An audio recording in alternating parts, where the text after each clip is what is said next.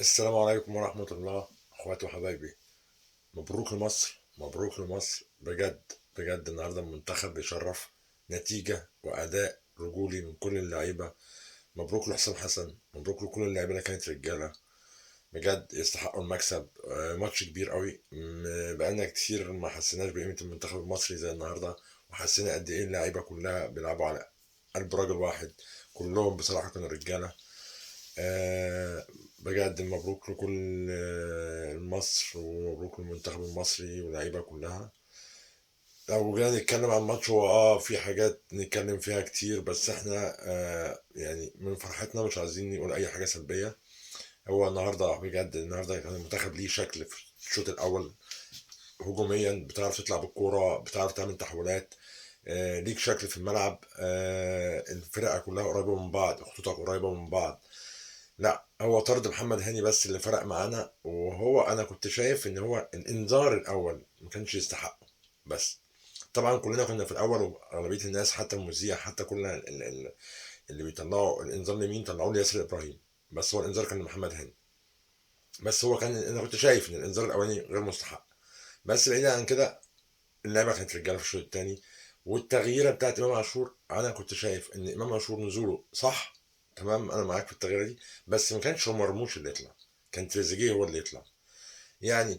انا شايف مرموش افوق، هو كان راجل المباراه اللي فاتت، هو اللي عنده حلول، عنده تسديدات. بيعرف يروح واحد على واحد اكتر من تريزيجيه. دلوقتي تريزيجيه في حاجه عنده، في مشكله عنده مش مفهومه. في بطء شويه في الواحد على واحد دلوقتي. ما بيعديش يعني. هو ما عداش النهارده في الماتش واحد على واحد خالص، وكل الحلول عنده فيها عطل. تحس ان هو عامل ايرور. فانا كنت شايف ان يعني حسام حسن كان الافضل تريزيجيه هو اللي يطلع من مرموش. يعني كان هو تريزيجيه هو اللي يطلع، مرموش كان يستنى في الملعب. لان انت محتاج تحولات، تروح مرتدات زي الكوره اللي راح بيها تريزيجيه، زي الكوره اللي راح بيها امام عاشور. حتى الهجمه اللي كانت بين امام عاشور ومحمد شحاته في اخر الماتش دي، محمد شحاته لو ما كانش طمع فيها وباصها لامام كانت ممكن يبقى منها الهدف الثاني. الماتش فيه حاجات كتير قوي، بس بجد مبروك لحسام حسن. بعد كل كمية الانتقادات اللي هو كان واخدها، بجد كان يستاهل. النهارده توفيق ربنا كان موجود مع الفريق.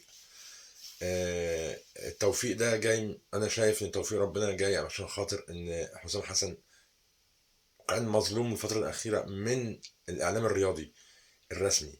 يعني اتحاد الكورة وكل اللجان اللي تبع اتحاد الكورة كانت ضد حسام حسن.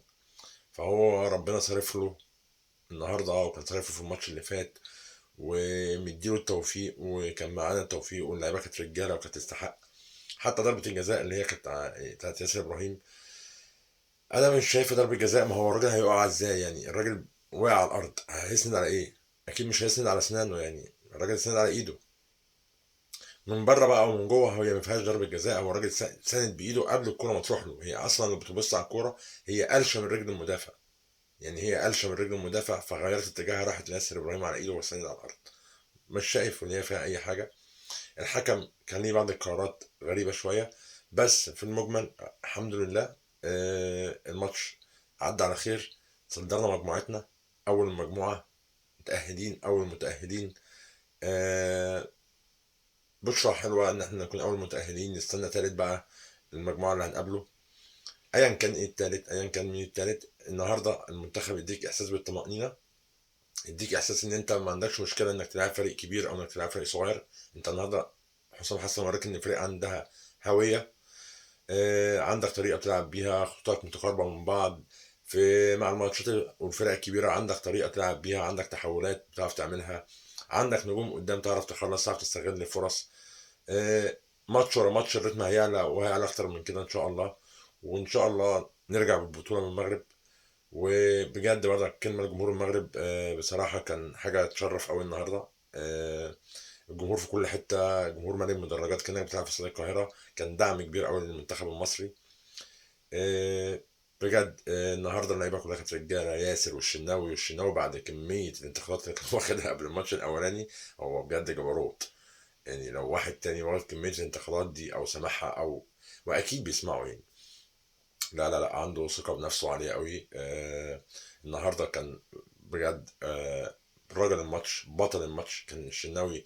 اللي هو رجع لنا الشناوي القديم، اللي بيفرد ايده وبيجيب كور وبيطلع برجوله تحس ان اللعيبه كلها النهارده كان عندها رجوله وحميه غير عاديه. تحس ان دي الروح بتاعت حسام حسن، الروح بتاعت الرجوله بتاعت المنتخب. بعيدا ان حسام حسن كان كله بيقول عليه جرينتا، بس لا، النهارده بان كمان ان هو عنده افكار واتنفذت في الملعب. تغيير امام عاشور كانت تغييره ذكيه جدا منه. استرجع امام عاشور اللي هو كان لعب قبل كده في الحته دي قبل كده في ماتش السنغال لو تفتكروا، على ساديو ماني. لو بس هي كانت التغيير التكه اللي فيها ان هو مثلا انا ممكن اقول له مثلا مرموش كان يفضل تريزيجيه يطلع، غيري يقول لا تريزيجيه بيدافع اكتر، مرموش بيطلع قدام اكتر.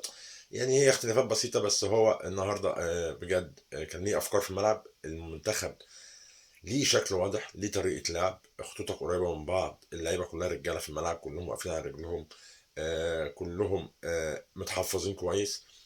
آه، تحس ان انت النهارده عندك شكل وعندك روح وفي اداء وفي رجوله في الملعب. بتكافح على كل كوره، طرد منك واحد ما فرقش معاك ونزلت تحت الكوره وكنت بتعمل التحولات والهجمه المرتده. بعد التوفيق من النهارده، لو كان في يعني شويه توفيق كمان في الشوط الثاني اكتر كانت ممكن تجيب الجون الثاني من هجمه تريزيجيه او من هجمه الامام. الحمد لله على المكسب، الحمد لله بدايه كويسه جدا. اول مجموعتنا متصدرين المجموعه، تاهلنا واول متاهلين في افريقيا. ان شاء الله نعمل الفيديوهات الجايه واحنا في دور ال 16 واحنا في دور الثمانيه لحد النهائي ان شاء الله ومعانا البطوله. دعوات المصريين كلها ان شاء الله مع منتخب مصر، وكل التوفيق لمنتخب مصر في الفتره الجايه، وان شاء الله مع بعض فيديوهات كتير. السلام عليكم.